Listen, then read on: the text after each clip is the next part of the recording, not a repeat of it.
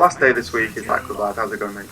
It's going good, man. And we're already in game number 1 here. Things have kind of kicked off with haters, but we'll get right into that. So I'm not going to dawdle with introductions because we've got a Zoo Mirror versus with Nicholas and Roy, who are both in the winners bracket. And one of these guys is going to be going to the grand finals. Yeah, this match is to get into the finals, so everything to play for. And so far, it looks pretty even actually. I mean, on the top side, although we've got more minions and that. Oh wow! I was just going to say the mountain giant, not the mountain giant, the sea giant. Sorry, there was going to get reduced down or buffed up to too much mana, but with the implosion, it's still going to be playable next turn. It looks like.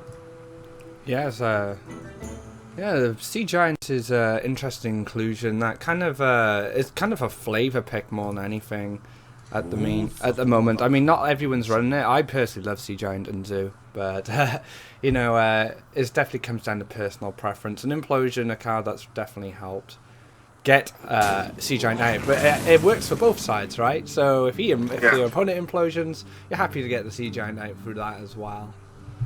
Yeah. I'll be surprised if he doesn't. Okay, so is he planning on rolling? No, he won't roll 4 because it still won't be enough. I'm surprised he's not dropping it. Yeah. He could Sea Giant and run both his little minions into the 4-3, and he's only contested by 3/1 there. Yeah, because like this, like, yeah, that's all we've got. I mean, now it's going to be a bit of a struggle to play the Sea Giant, especially if these imps just start clearing. I mean, before. Just putting an 8/8 down felt a lot more powerful, but maybe he knows Roy has a BGH and wants to have another BGH, has to have another kind of big drop to back him up later. But if he played Sea Giant this turn, next turn he could have played Doomguard and it wouldn't have been too bad, right? Yeah, and it's yeah, the thing with like playing around BGH in a deck where you don't really run that many like high attack drops. And I don't think you can just like always play around it because then you're playing with a 29 card deck, right? Because if you're never going to play the big minion because of a chance of BGH, then there's no point. Yeah, you can't just be scared of BGH all your life, right? You gotta take some risks. You gotta be brave sometimes. So the board has been kind of reset by Nicholas last turn, and now Roy took the initiative, setting up a couple of minions himself.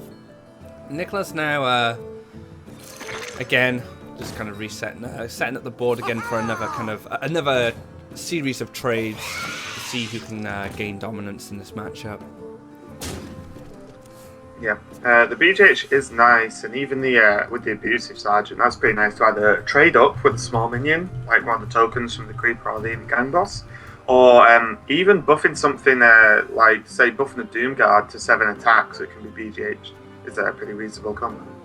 Yeah, that's one of the utilities of Abusive Sergeant, and that's why we kind of see maybe one copy in kind of the Dragon locks or the Mali locks, because they run 2 BGH generally, and Abusive Sergeant just gives it a little bit more utility. Surprised we don't see an Argus here. Argus kind of just seems like the only decent play he's got going. Yeah, I suppose on the opposite side, like, Argus looks really good, but if he's trading, then the trades will be the same without Argus. So if he plays Argus, he might just go face. I mean, he could. No, I think Argus in first is fine. I mean, you could be thinking about maybe summoning an imp and then maybe Argus in that to just get some more value. But you might as well do it this way. I don't see there's much point doing it any other way. Yeah, this is still fine. You get that one extra imp, and the units are pretty beefy anyway with that Argus buff. So the Sea Giant can come down quite easily actually now with the creeper into creeper trade to create 2 additional minions. It can be 2 mana. So you think he's got to do that into implosion onto the gang boss and find the I mean, does he? Yeah, he's gonna have to play a Sea Giant first. I mean, there's no point playing him. If you play Implosion at rolls 4, you'll be feeling bad. And even straight away, Roy's got that BGH already. He is ready for it. Implosion face. Don't think you can do that. Not gonna work, buddy. So he's only gonna get 3 anyway. I mean, he can hit for 4 and kill it, but I don't think it's gonna be worth it. Oh, there we go. So it's lucky he didn't implosion first. Some good mechanical play there from Nicholas. And there he is, BGH, sitting there ready. Sea Giant's not going to be able to do much. Just kind of comes on the board and gets shot away by the big dwarf himself.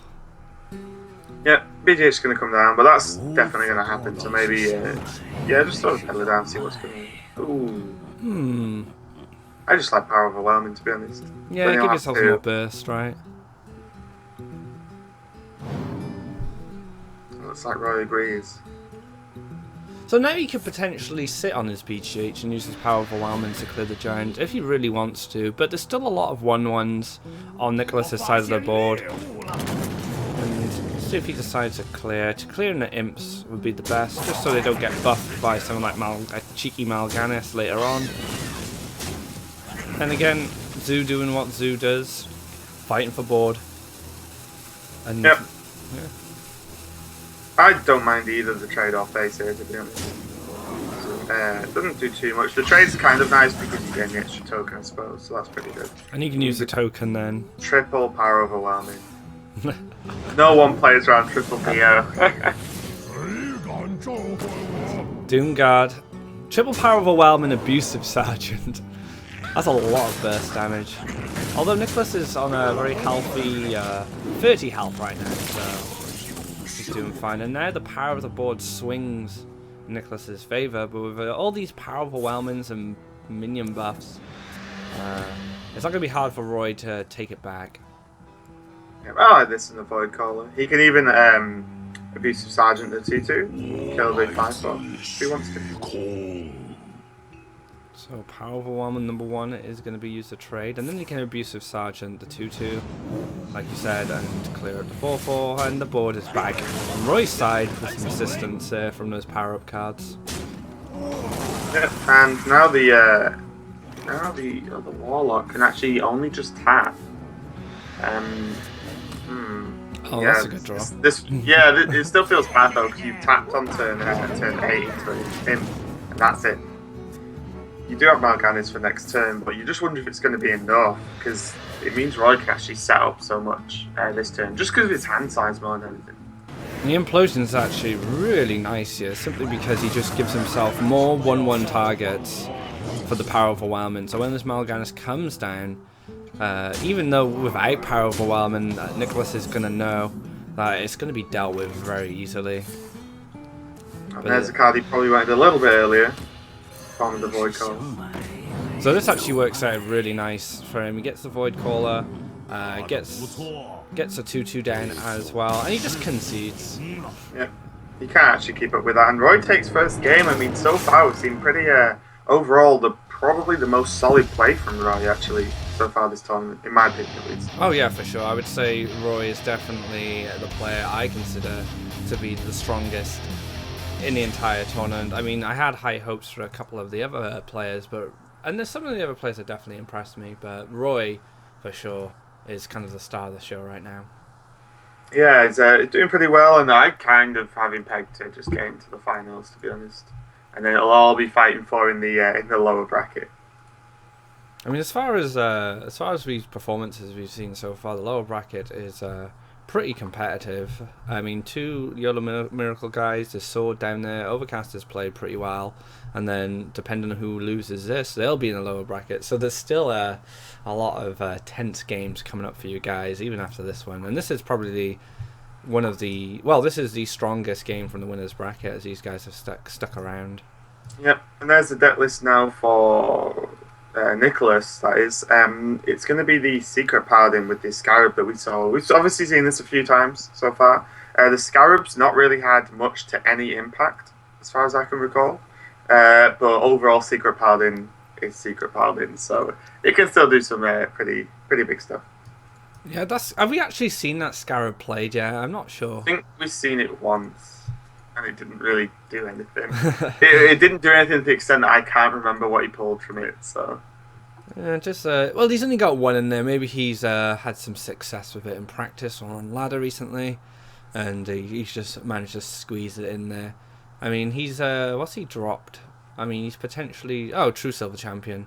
So this is a list Yep. of outros. And even he's even not got a second creeper, which is pretty common as well. So interesting. Okay, so maybe the Scarab will find him something for free. I mean, it's the thing with I think the way Scarab kind of works in this deck, because your free costs are weapons generally, and not much else. So the Scarab does find you a free cost minion, hopefully to play on free. And this is Roy's mid-range paladin.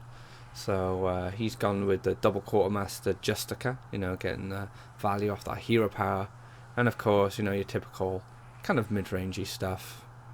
Yep, the usual of 2 shredders, 1 keeper, 1 Murloc Knight. This is the double quartermaster, which can get a bit clunky, but the rest of it seems pretty standard, to be honest. Yeah, and overall, I think this is going to be quite an even matchup. It definitely depends on the secret paladin. Kind of getting that snowball that it's so kind of infamous for, but the mid-range paladin can stabilize fairly easily. So we're going into this game now. Roy is 1-0 up in a warlock mirror. Let's see if he can go 2-0 up in a paladin mirror. Yeah, double mini bot from Roy is always what you want to see. To be honest, it's a pretty reasonable dream, opener. right? Yeah, with the coin as well. So you can just go turn 1 mini bot, turn 2 mini bot. It's going to be pretty strong. Such a powerful 2-drop, if not one of the most powerful 2-drops in the game. So secret comes down. Did you see what that was? I didn't quite catch it. I think it was repentance. Might be wrong. No, maybe redemption then. Was it? Yeah, that was bad. How did we both miss that? That was pretty bad. He played it pretty quick, to be honest. I know he must have had repentance in his opening hand then, I think. I saw repentance somewhere. Okay, so the juggler has to come down. This looks like it's Noble Sack or repentance then. Because you're pretty confident the mini-bot's going to either make the juggler resurrect or get blocked anyway, so... I guess he needs to weigh up, does he play this guy first? I guess yeah, he I think that's right. Knife. Yeah, because if the knife hits that guy, he dies, so it is redemption. Juggler smack. Now he can follow up with muster. So, can he clear the? No, he can't clear the board with muster, but he can definitely try. He can definitely get close at least. Clear one of them. Well, you'll definitely have an advantage here. Hopefully, hit the shield. So that was probably that worked out pretty nicely for him. So muster off the knife juggler is just perfect for the paladin. Even though Roy seemed like he had a very strong opener, it ended up being that redemption play that kind of swung things into Nicholas's favour. And now a very passive turn here. Hero power pass.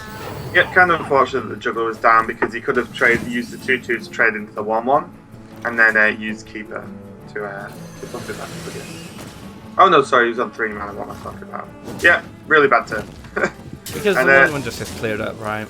Yeah, and the shredder drop definitely gives Nicholas the advantage here.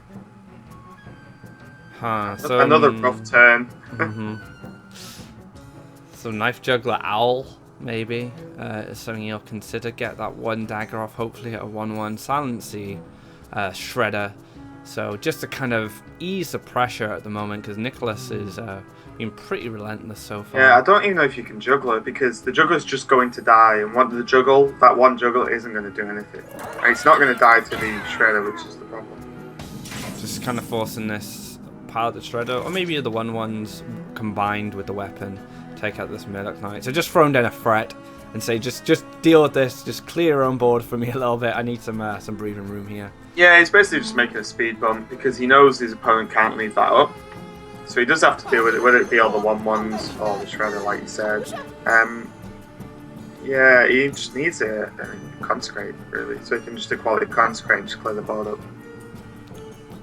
Scarab or hero power? I mean, he's playing Mysterious Challenger next turn.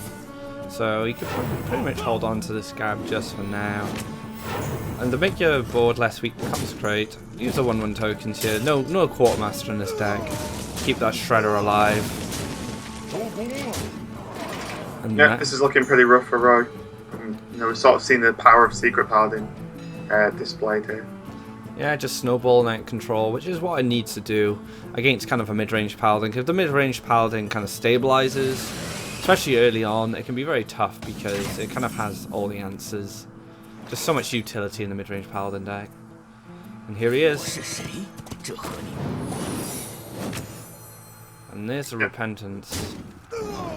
So, yeah, I don't really know how Roy gets back into this game. He has no particular cards that are swingy. So the mini-bot helps with delay, but doesn't really do much else. He needs to... Okay. Oh yeah, he can't even like proc the secrets with the weapon from the muster and then play Keeper on the Avenge on the 6/6 target.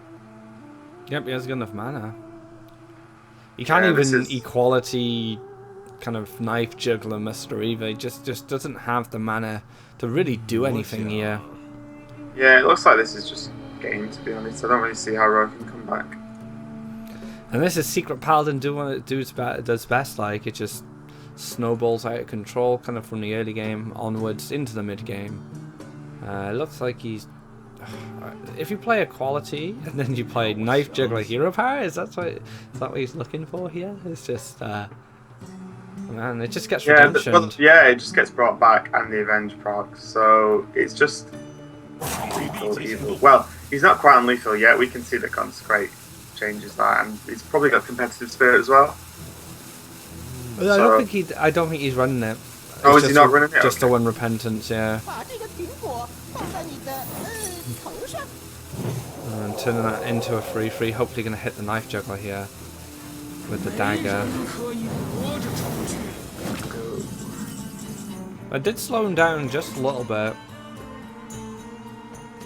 Yep, it doesn't quite have lethal, but still there's not much else Roy could do next turn. That's the problem. Yeah, again, he's just kind of playing to the best he can here with what he has, and then the following turn, it's just in the same situation. He's not in a position to stabilize this board. Yeah, shame we can't see what the options are. I'd like to see that for the Paladin, but we'll see what he picks. Win more options, right? Yeah, probably.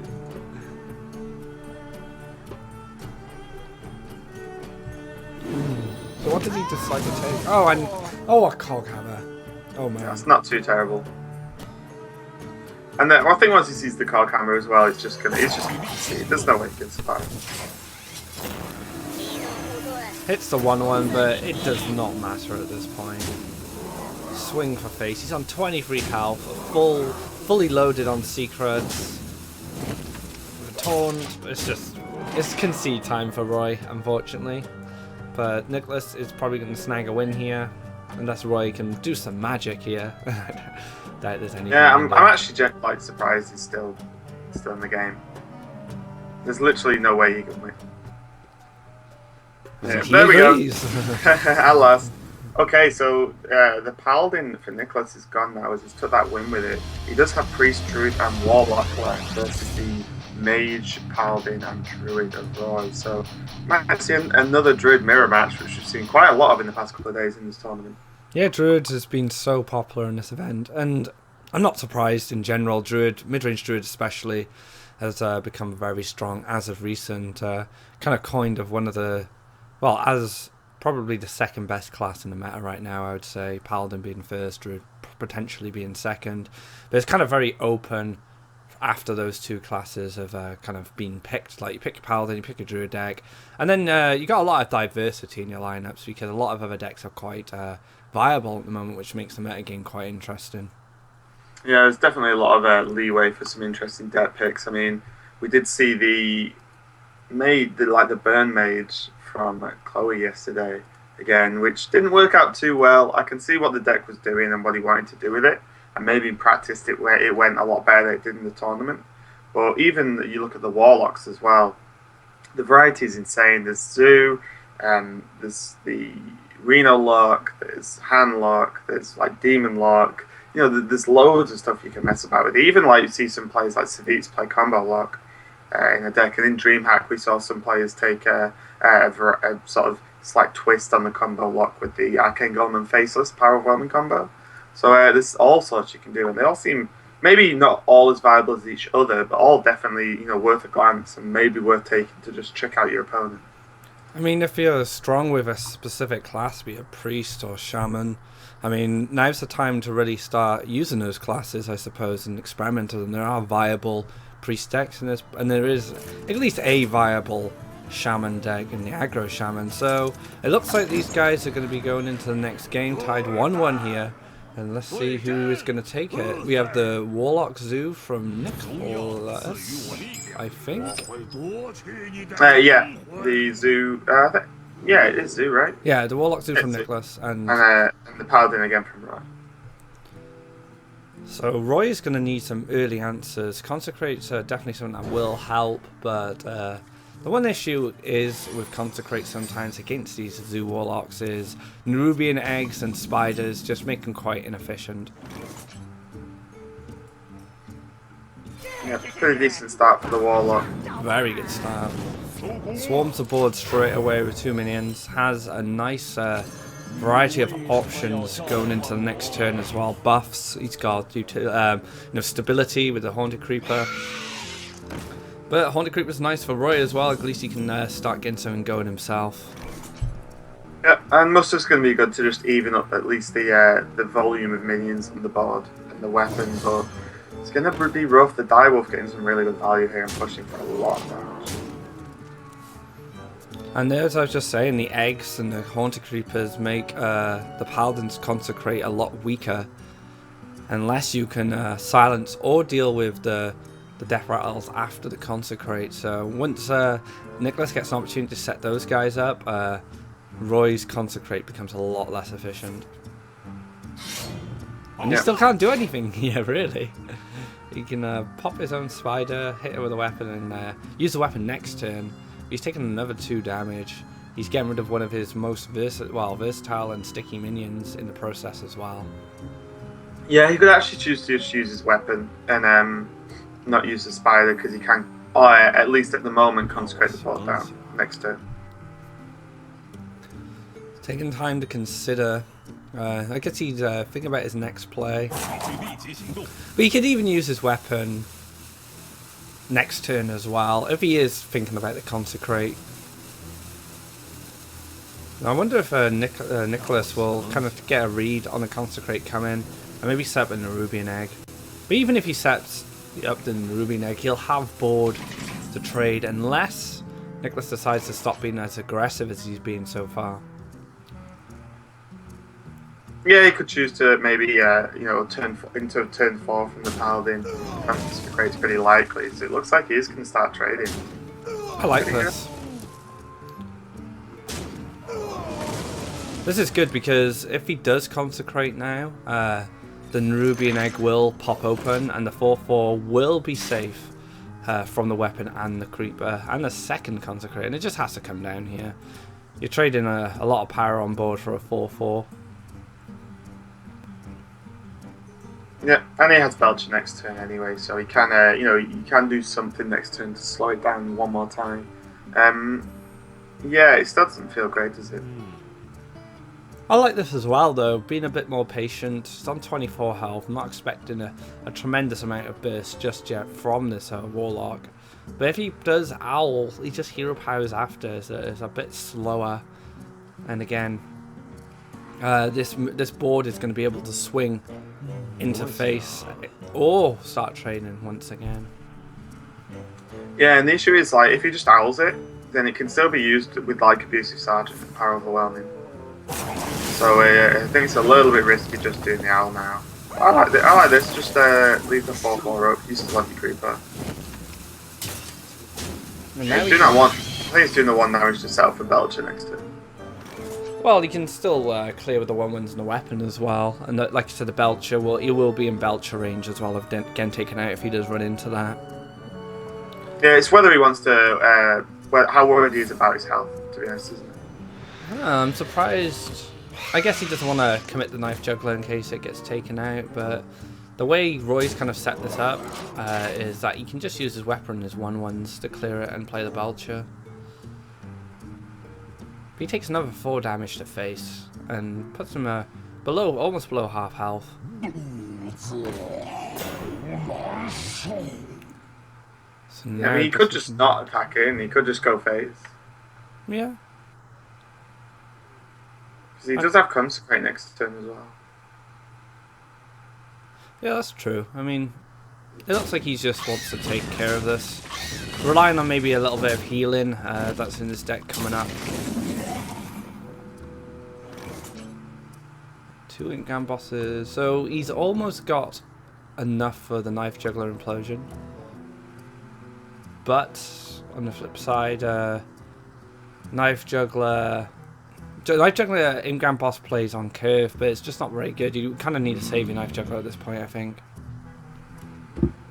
Yeah, I'm just working out how important Doomguard would be now. But the problem is he couldn't actually clear up all of the Belcher because he only has Creeper on board. I think if he could clear the Sludge, Doomguard would be an okay play. Because he can't. Maybe you do just Juggler and Inkgang boss just to play Doomguard next to him. Yeah. He could have. He would have got no Knife Juggler the next turn for his implosion. And there's a healing I was talking about. Lofev going to lock out that implosion if he decides to, which will kind of maybe foil some Nicholas's plans here. And we're getting to the point now where the Paladins start to stabilize.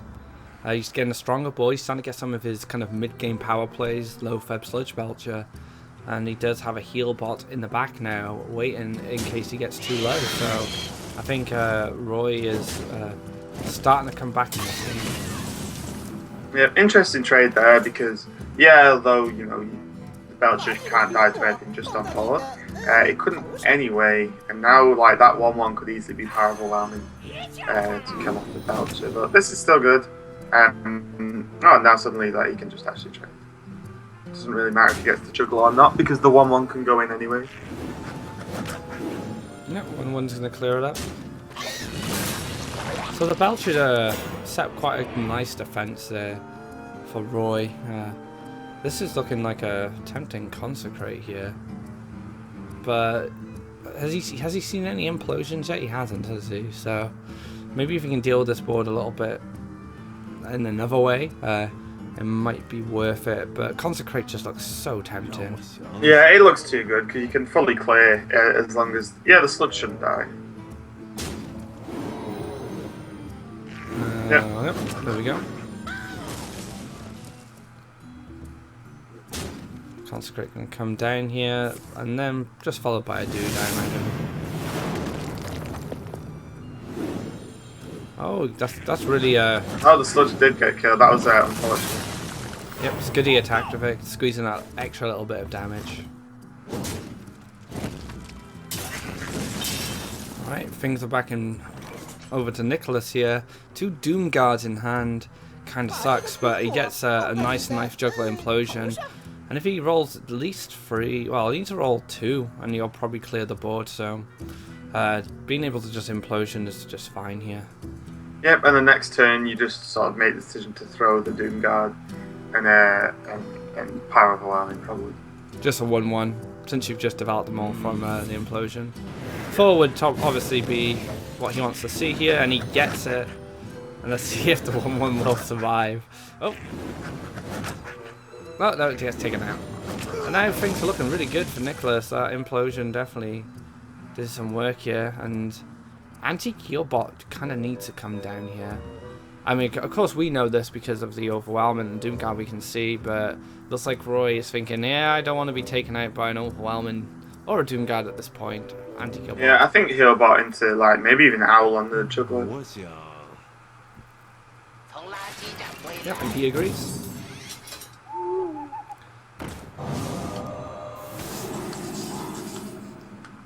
What does Nicholas get? Argus. Oh, Argus, that's nice.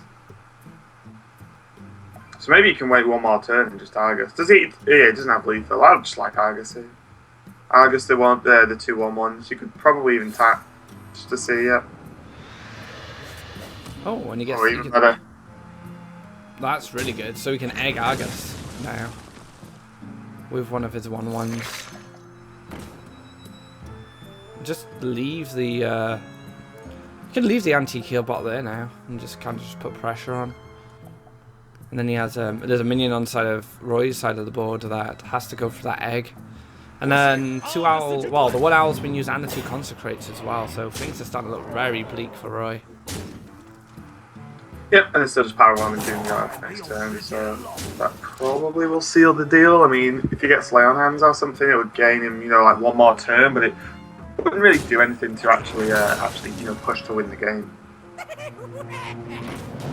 Alright, so this is it. So Nicholas is going to be able to take this match here, take it to 2-1. And Nicholas, just quickly looking at the lineup, has that interesting Entomb Priest coming up, as well as his mid-range Druid. I'm kind of looking forward to what this Priest can do, because he's had some really clutch games with it.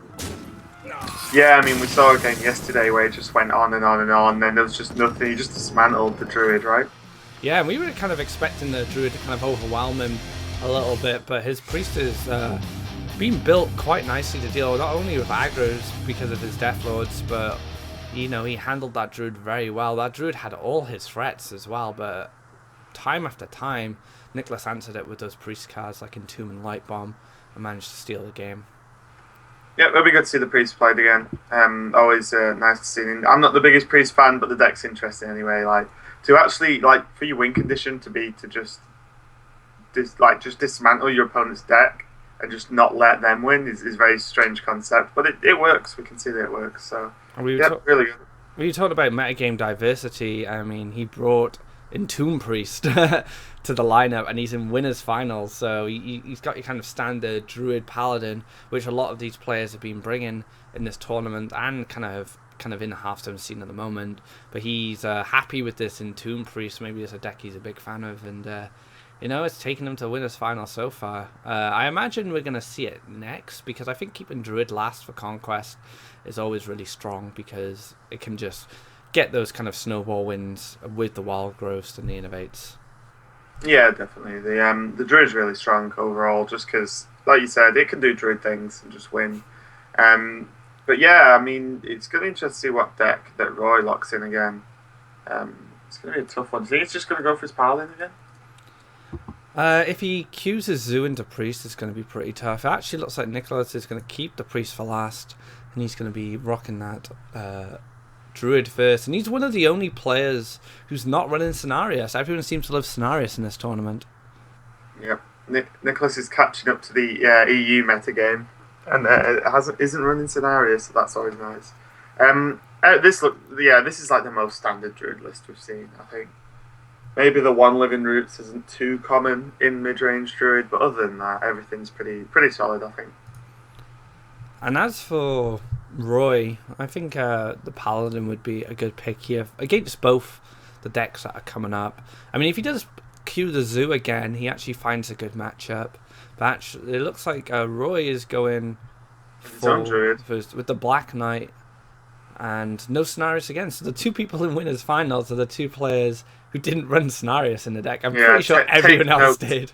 Take note, the rest of China Cenarius, maybe not fantastic in Druid at the moment.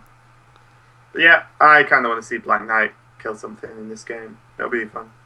I mean, was it the first day we saw Black Knight from Roy's Druid actually do a lot of work and actually winning the game?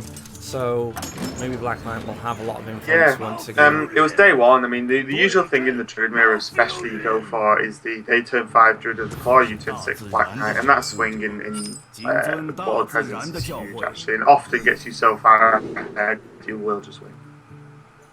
Wild Growth in one player's hand, Innovate Coin Force on in the other player's hand. It's looking not looking too shabby for both players here. Even has the option of Innovate Coin Shredder, but that seems not as great. It's not as powerful as the Yeti in the Druid matchup. When the Yeti before just couldn't be dealt with by Druid, Wrath does deal with the first part of the Shredder quite easily. Yeah, and the problem is it's just bust out the Shredder there means you've got nothing else to do with your following turns. So that's never good. You always want to follow up when you innovate something out. Wild Growth being played first by Nicholas. So now you innovate. Yeah, for sure. You innovate Shredder into Coin Shredder. Shade is most likely going to come down unless a Shredder gets picked up by Nicholas here. Yep, Shade seems like all you can do here. And then Roy follows up with his second Shredder, so 2 really sticky minions on the board. It's gonna... And he even has Swipe to deal with whatever gets played this turn, or to help deal with everything.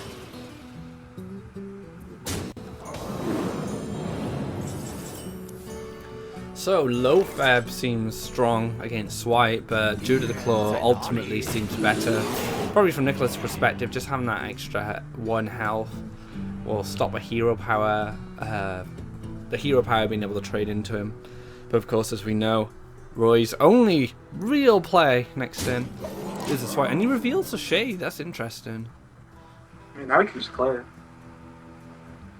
And start 2 minions on board. Sees what he's going to get from the Shredder first. Ugh. It's not what you there's, want to see. There's no good way for his opponent to deal with it at the moment, so... It's not too bad right now, but he knows what Druids, kind of the spells Druids pack, and they deal with it 1 health quite easily. Oh, he's not trading? I kind of like going face at this point, because he can always swipe next turn, right? But if his opponent has Swipe... Oh yeah, that's true. Quite far behind. And then if you, like, although you're not going to turn 5 play, if you just swipe just like a 3-2 Shade, then that feels bad. He's making the decision. Does decide to go for the trade, it seems.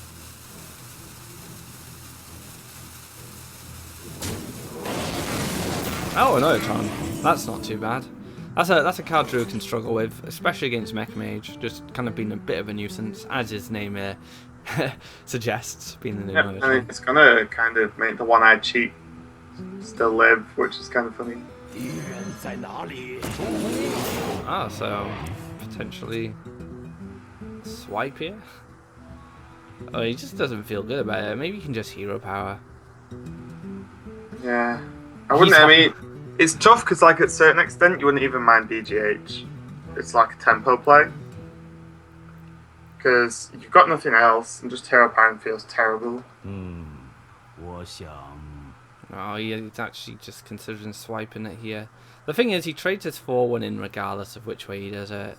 I kind of don't like swipe here. Maybe tempo BGH with hero power is the way forward. He just has Sylvanas, right? But if you played BGH, he could hero power and clear. Swipe in face.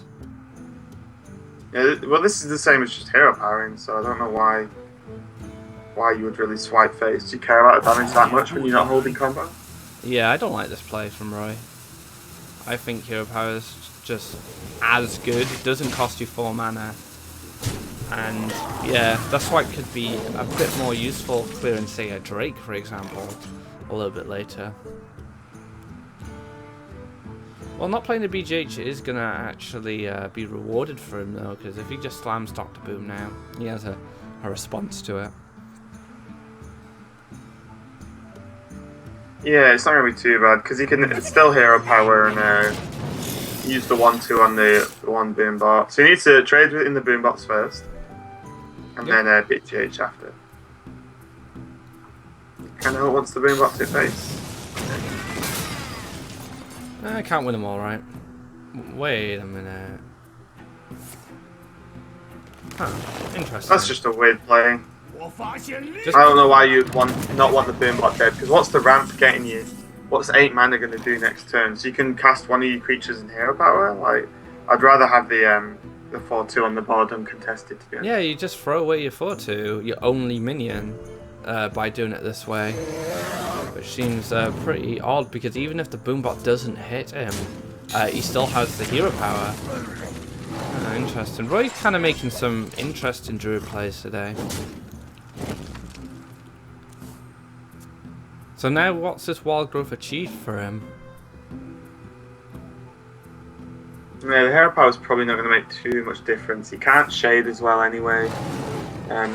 Yeah, I guess he just has to drop Emperor and hope. Yeah, so it ultimately playing that Wild Growth meant nothing. So potentially a misplay from him there, but he does get Forcing down. This is going to get mega swiped pretty cleanly with a low feb to follow up as well. And now Nicholas is taking control of this game. Yeah, it's definitely rough for Roy. I mean, he does have Sylvanas, but it just might be too late. That's the problem. It might be just far enough behind. Silence is going to be able to clean that up quite nicely as well, and he has a force of nature.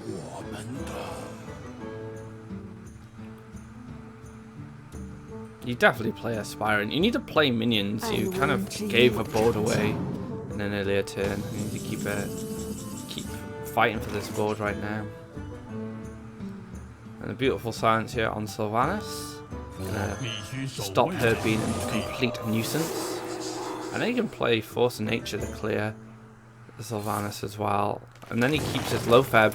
Really strong play here from Nicholas. He's playing this perfectly at the moment. Yeah, this is nice. Can just get rid of Sylvanas and just do what he wants for the rest of his turn. There's been so much pressure on now, and here's a combo point, and his opponent's on 16 health. Wow, double Force of Nature. Okay. Those druid draws, right? Yeah, he has to cast one at least, and then he'll power down the low fab, I guess. Or maybe not. Maybe just kill the 2/4. He's dead to combo regardless, right? Yeah, no matter what minion, he's dead to combo anyway, so you may as well just kill the one that doesn't do as much damage, maybe. Just 'cause it's easy, because now he's got hero power and take 5 anyway. So Nicholas is one card away from closing out this game, and Ancient of Law, even if he doesn't get Savage Road now, is definitely going to speed things up for him.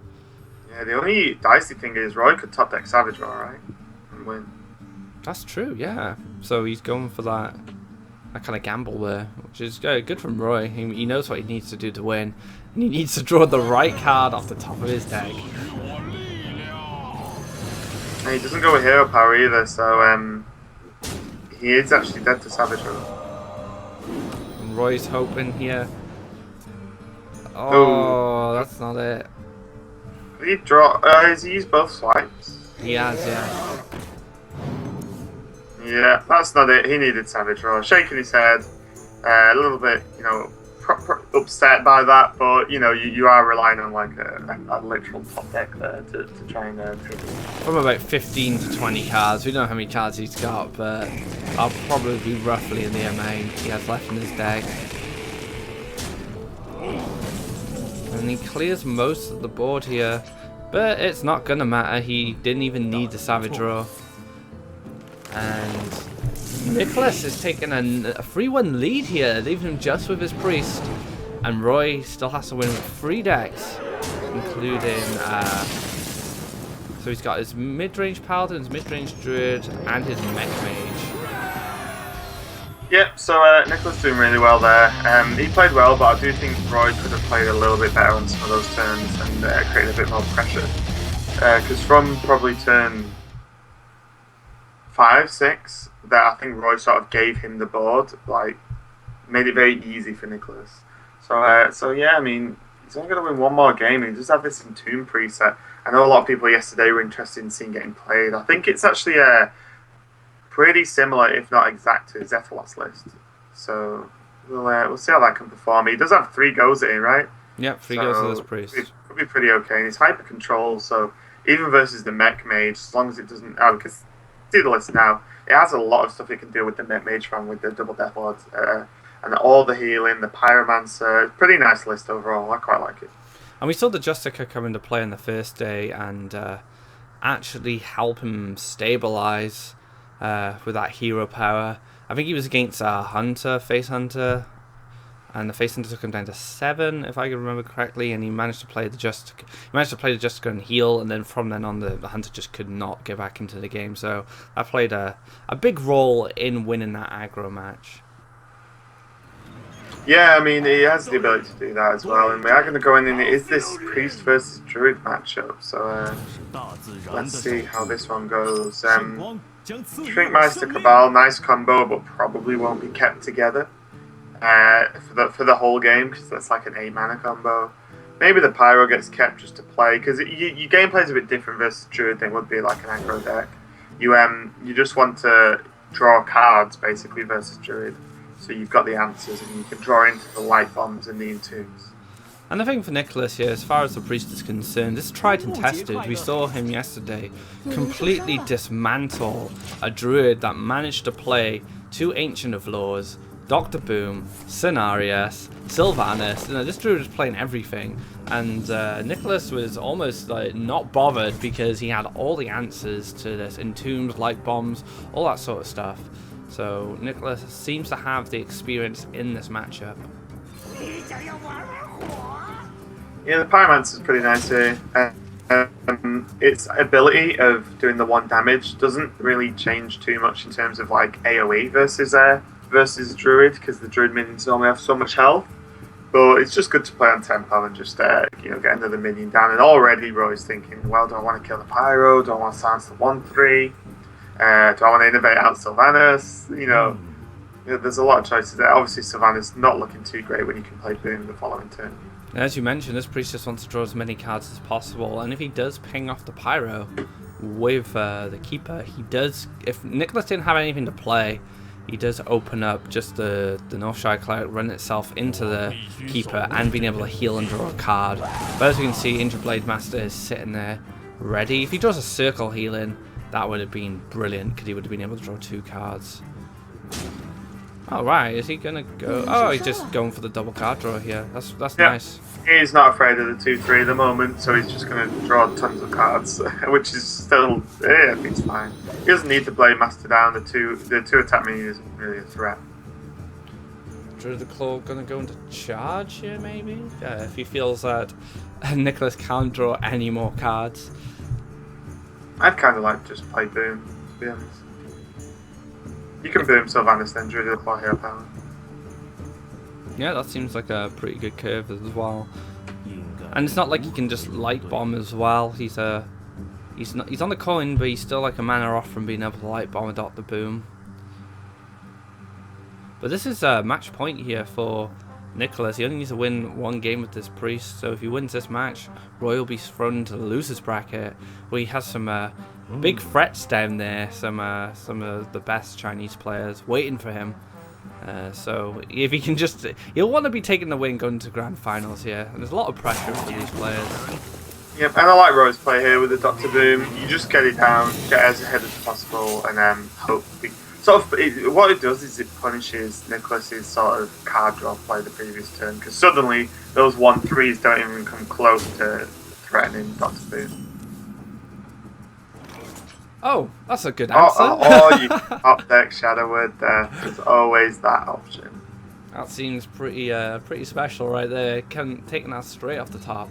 But then again, if he hadn't gone for the card draw turn he had done previously, he wouldn't have drawn Shadow Word Death. So it's pretty good. He does have a lot of other cards in his hand to allow the card draw.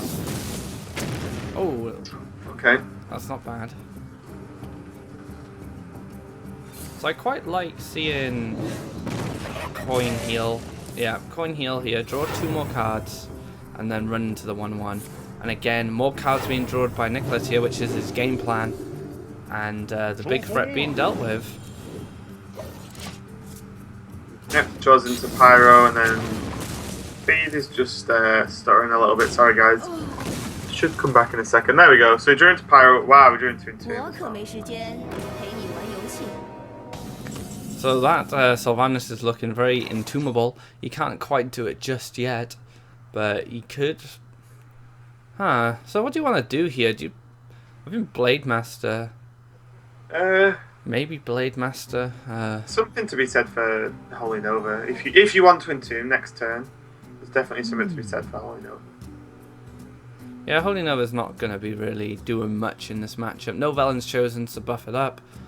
Either, I mean, you can Pyro with it, but that's a lot of mana. He just goes to the Sludge Belcher, which is fine here. Yeah, just kind of unfortunate that the Keeper of the Grove still doesn't die to Sludge Belcher, which is very frustrating. Oh, no Ancient of Law. Interesting. Doesn't feel like he needs the cards here. Yeah, or maybe playing around Light Bomb. If he plays Ancient of Law, he plays straight into Light Bomb on turn 6. That's one thing he's considering. I think you still have to go for the card draw, though, when the Druid's in this position. He's going to get wrecked by Light Bomb, but, you know, sometimes you just need those cards more than the minion. And that's the sound of a Light Bomb going off there for you guys. and Sylvanas becomes a bit useless here. Now Entomb has Dr. Boom's gone, one Law's gone, one Sylvanas is gone, so Entomb has a bit more versatility with its targets now, because some of the bigger threats have already been dealt with. Yeah, so for example, he could just Entomb his Druid. If he really wants to, is there another play? There probably is. Yeah, just gotta steal the 2/3. Yeah, I think that's fine. I know the Death Rattle doesn't help him, but it gives him board. I don't think losing a Mana Crystal is a big deal right now. Oh, wow. And he actually finds the Innovate here for double combo. And Nicholas going to shake him his head like, yeah, he knows. Man, really? I worked so hard. So Roy getting a sometimes people just play Druid. And they just win, right? Yeah.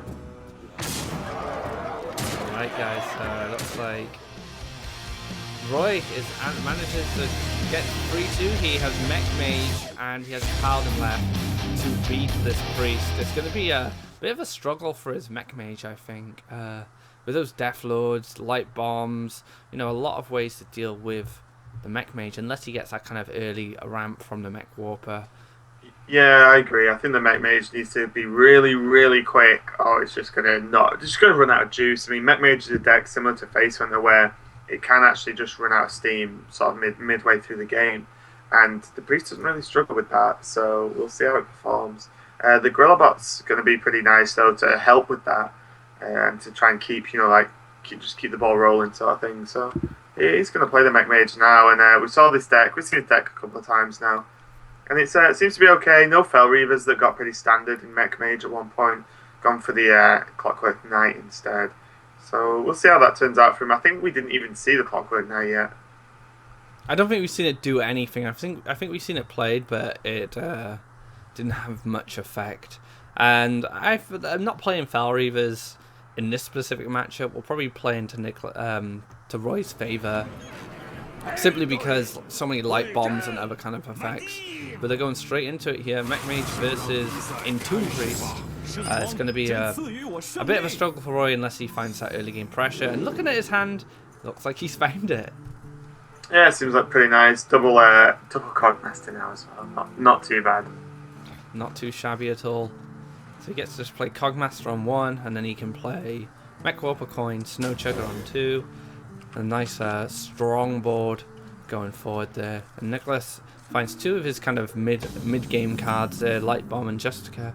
Definitely needs some minions start contesting this pressure.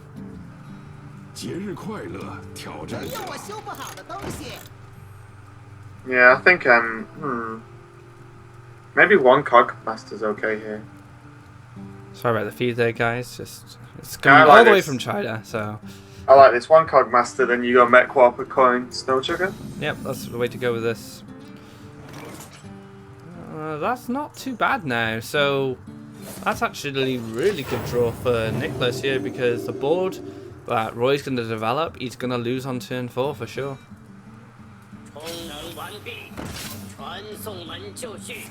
Oh wow. Good pick up there. You could put a lot of damage, and it's still 1 turn away from that AoE clear.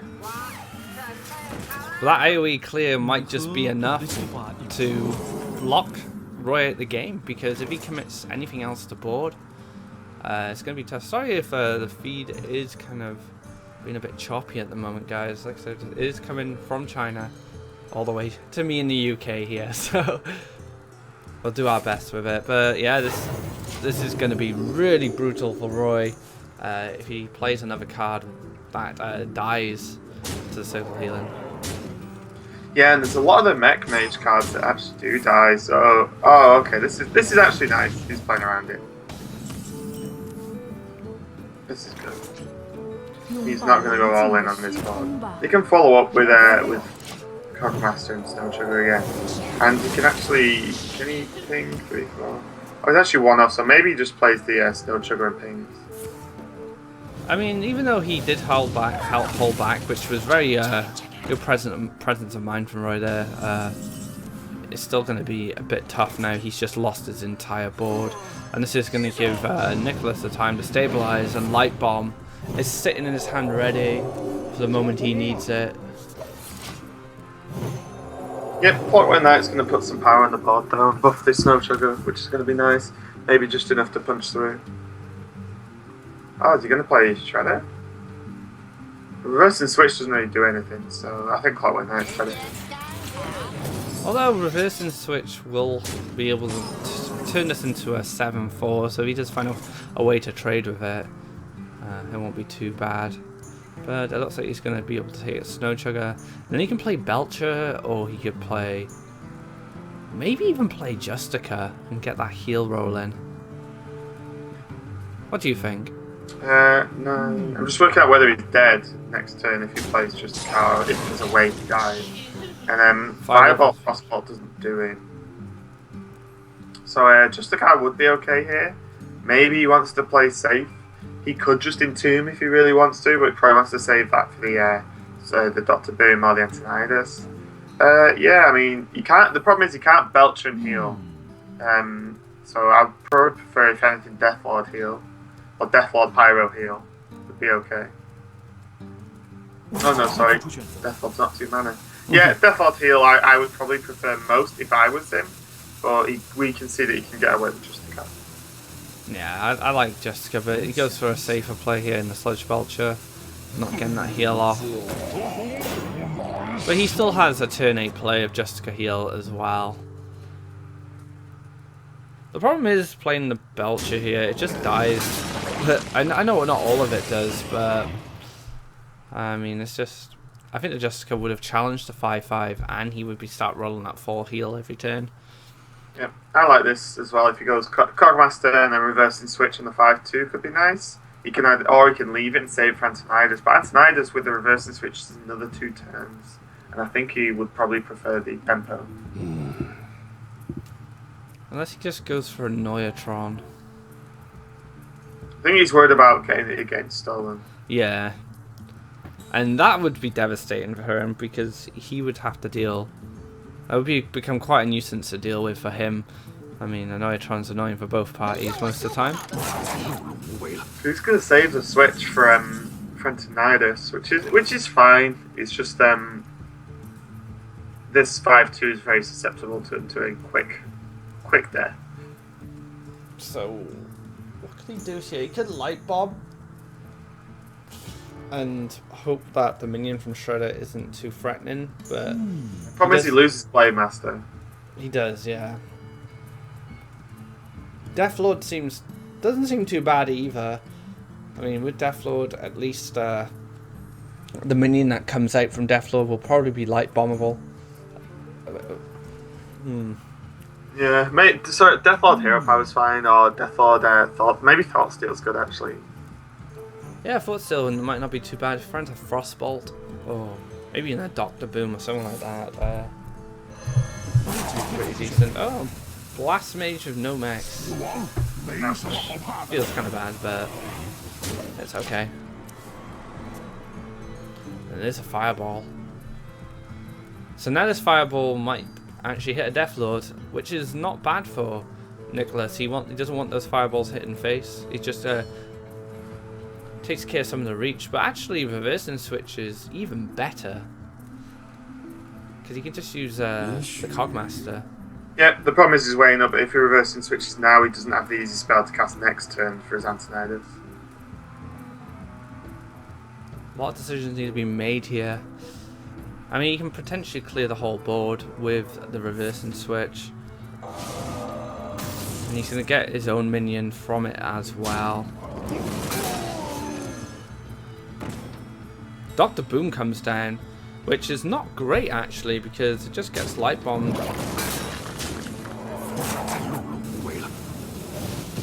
Yeah, even after light bomb though, he still has a board and he has a fireball. That's true, but light bomb most certainly has to come down now. Unless he just steals the Neutron and hopes. Yeah, and he gets a heal then.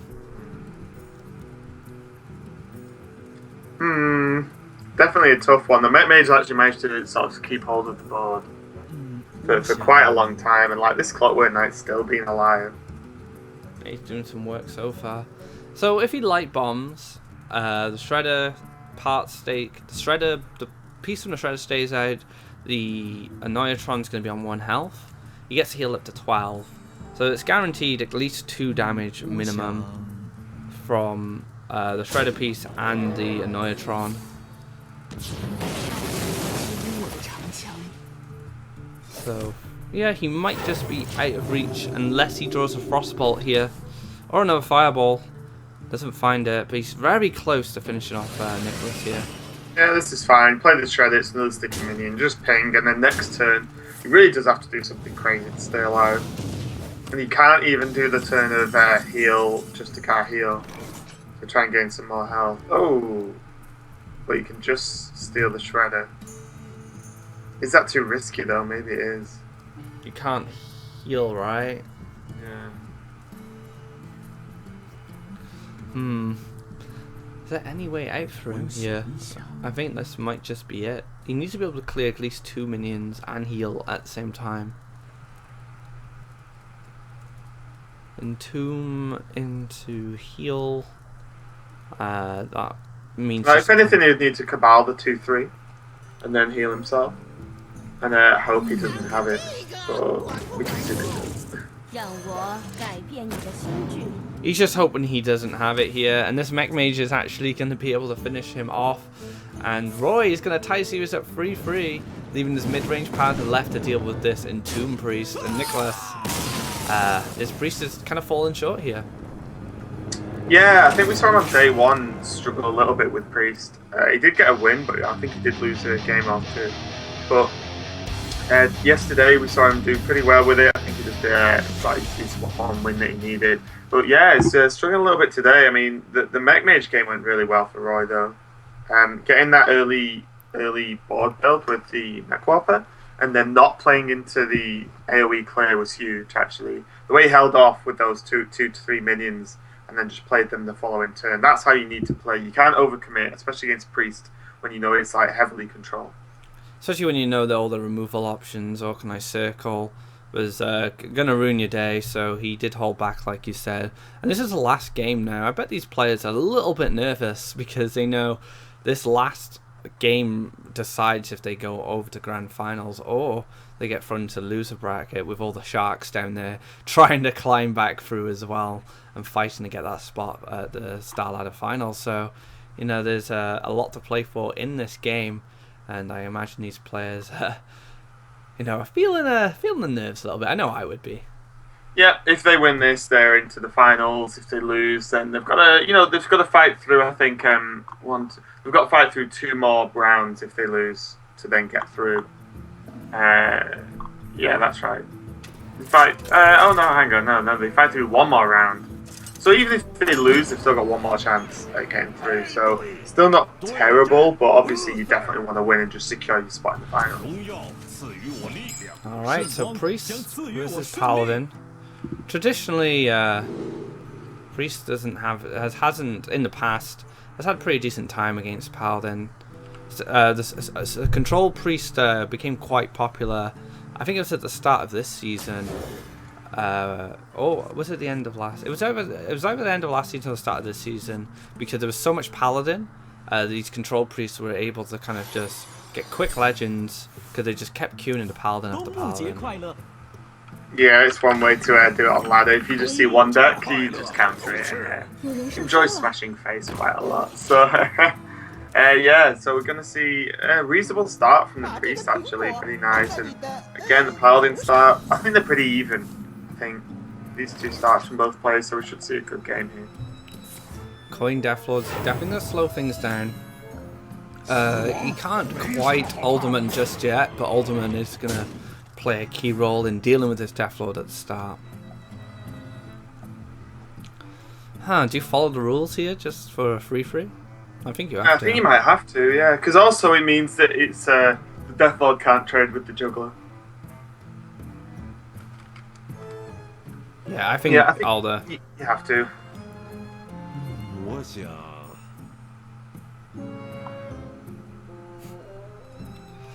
Oh, he's hesitating. He's just deciding. I mean, the problem is the Deathlord just kills the Juggler and then he hero powers and draws a card. Draws a card and your Juggler is dead. Whereas if you just Aldor pass, and he either needs both minions, or which is good for you, or he doesn't attack in, and the 3/2 still alive. So I don't see why you wouldn't Aldor. There's not even that many targets in this deck to Aldor anyway. Yeah, like, the max curve is True Heart. Yeah, that's his highest attack minion. All his threats are going to be your threats, so... I'm not really. I don't like that. Imagine if he had Circle. Kill the 3/2, kill the 1/1, and then just Circle for 2 card draw. And now Juggler gets taken out. And the whole board gets pretty much... And he gets a double heal here. Oh, man. So, Alderman becomes... Even though it turns into a 3/3, if he wants to do that, it just feels a little bit weak in comparison now, because all this card draw is starting to happen. Yep, and now the Paladin's going to struggle to come back. He pretty much needs equality at this point. Unless he gets something decent off the Deathload. Yeah, that's true. If he rips Tyrion, then yeah, fair enough. Oh, but there's Circle, and he's got Alchemy as well. He just buffs it back up again. Buffs it out of reach of the... Oh, and Circle. Yeah, like you said, there's Circle, so he can... Yeah, if he had another Powered Shield, things would be crazy right now. Just draw so many cards. Yeah, he can either... I don't even mind. Likely now wouldn't summon him the minion, so maybe Circle's okay here. Is it just Hero Power? Yeah, Hero Power. And if he finds another Powered Shield, things just look great, because he's going to draw so many cards. Hero Power's a bit scary though, because it leaves him open to muster. Or any extra damage. Did he find it? No, he didn't. He's got Entomb ready. Getting the Entomb ready in hand is going to be very good, especially if, like you said, Deathlord hits Tyrion and he just entombs it. Yeah, the trade there was fine as well. He's drawn plenty of cards, got a pretty full hand, and it's worth way more to get the board clear. We do see the Peacekeeper now come down onto the Deathlord. I mean, that Deathlord took a lot of debuffs and buffs. It's still there. Just gonna bring the attack down to 1. It's still 1/4 though, and can still be healed. And now it's just gonna chip away these tokens.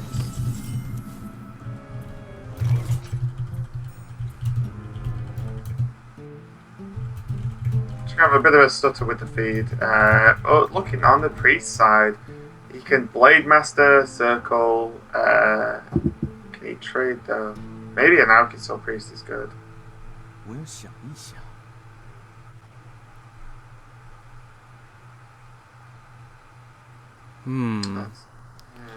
a lot maybe, of card maybe draw. just Belcher. Belcher and kill the 1/1. Oh, Orkanite's gonna come down.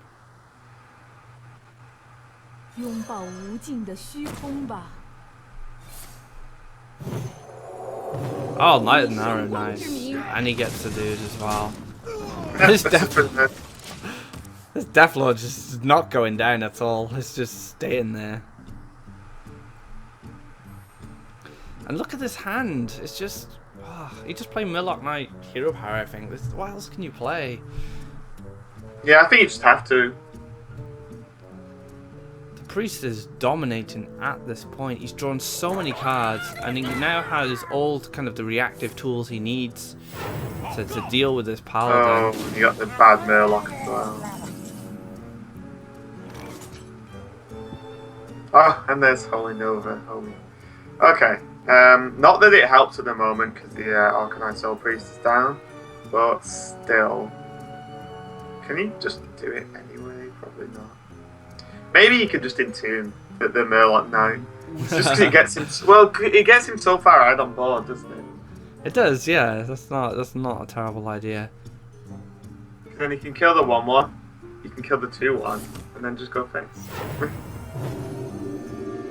But having that Entomb ready for Tyrion or Dr. Boom will be great. It'd be so good. Fort Steel. What's he gonna find with Fort Steel for 1 mana to help him trade here? There's nothing really. Yeah, kind of wait to Thought Steel after Hero Powering.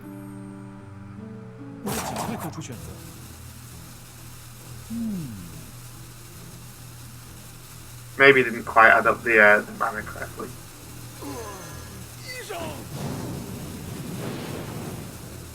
Oh god, imagine misclick circle. Just clear on board, give him a minion. Would feel terrible. Consecrate here. He gets the muster as well, so he can clear the Orkanai as well, or the Blade Master. What minion does he get from the Death Lord here? To all the viewers as well, just to let you know, we're looking for a way to resolve kind of the issues we're having with the clean feed right now. So hopefully that'll be resolved for you guys very soon. Yeah, and it's gone Shredder into muster now, so not straight just snapping Boom down, because he knows there's a real fear of Entomb at this point in the game, because the priest has drawn so many cards. What is... Oh, is Pyro Holy Nova good? Yeah, I think... or maybe you don't need it. Wow, okay, just Holy Nova this. I think Pyro Holy Nova is fine. No, don't even need to, we can just Fort Still, right? Yeah, this is okay. And he gets a mini bot. Oh, and he gets great. And equality. Wow. Those are two amazing cards to get from Fort Steel there. So you can like equality and then Soul Priest Circle to just kill anything. Just heals. Yeah, just healed the Pyro here. You're not in no rush at this point. Is he gonna put his faith in the light here? Oh dear, Tyrion, you're gonna go into the wrong deck here if you come down. Feels bad. Unless he plays Dr. Boom to kind of bait it out. Yep, this is not feeling good. And Nicholas is gonna like, yeah, I don't mind a 6/6 taunt with Divine Shield and a weapon in my deck. And then he gets to play a Shielded Minibot as well, which is pretty okay. decent.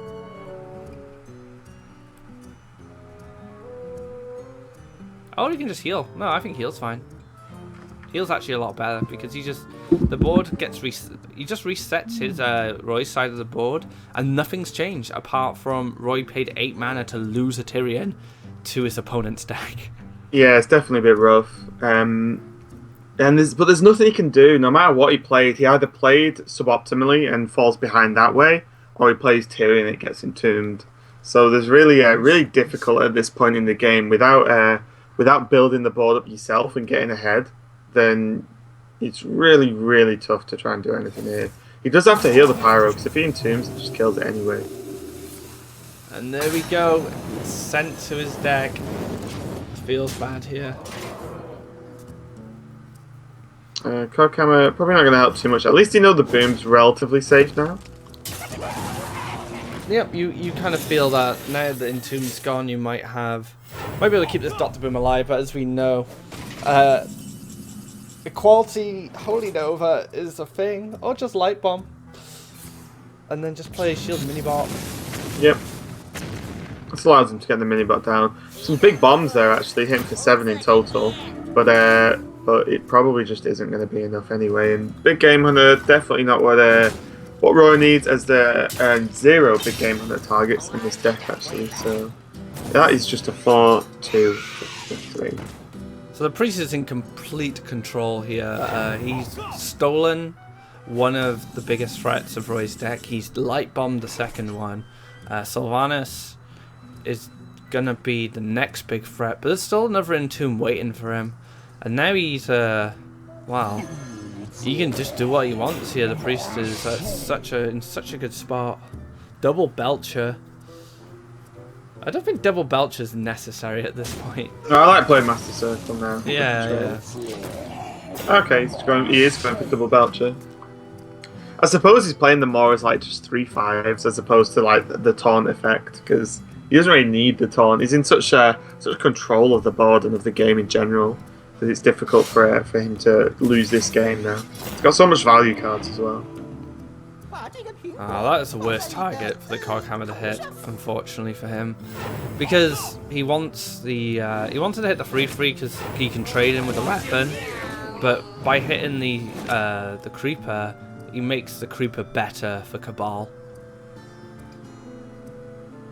And this is most certainly going to get stolen, I imagine, unless he just goes for a very strong board clear with, say, like an Orkanai or something next turn. I don't think he needs to. Yeah, he doesn't need to. He can do whatever he wants. He still has 1 Belcher left, so... You can Oh. yeah, pop that open, Holy Nova. I'll just play Tyrion, who cares? I guess you play Injured Blade Master first, and then you Holy Nova. Yeah, this is a good board. Clay gets the heal from the Holy Nova as well as clearing the opponent's board. So this is like clearly the best play. And then he could just slam Tyrion next turn, and Roy will probably concede at that point. Oh, equality. It's going to let him clear apart the Belcher. Put that Blade Master down to 1. But as we know, that is his only equality. His last, well, it's Aldor here. He's going to turn this into a 1-1. And that was just what his free cost for it. And now Tyrion can come down. Puts faith in the light. And this is going to secure the game. I can't see Roy coming back from this now. Yep. Roy, as we've seen before, will wait till he knows he's 100,000,000% dead. But he will just see what he's going to draw, and then that'll probably decide. Just a card. Don't think it's enough. Because the 1/1s just won't do enough to actually kill Tyrion. And Tyrion can actually just ignore just a card. And then that damage alone will be enough damage to actually kill him. Probably just doing the maths. You can, maybe he's just thinking maybe a Quartermaster will bring him back into the game. But as we know, Organized Circle is sitting there quite comfortably ready to deal. It's just the issue without any guaranteed healing or taunts up, then the Tyrion hit to face, plus then the Ashbringer, regardless of any other cards in his deck, is enough to kill him. So it's going to be difficult. Oh man, got a feel for Roy here, but this is Priest. This is this deck at its strongest. The Priest, right? We kind of saw it do the same thing against the Druid yesterday, and yep, he does get clear the shield as well, which is pretty good. 6. Oh, and that's definitely lethal. Yep. Casual Flash heal, shield. a shield for 5 damage. And Nicholas is going to be going into the grand finals here. Roy is going to be sent to losers bracket. He's even PMing with Circle. He should flash heal his own Tyrion. Oh, the true silver Yeah, finish. I like it. That's what I wanted to see. Get the weapon. And there we go. Nicholas goes into the finals and beats Roy in a very close set. What was that? 4-3. 4-3. It was down to the wire. Yeah, but you know Roy's still not out. He's knocked down into the losers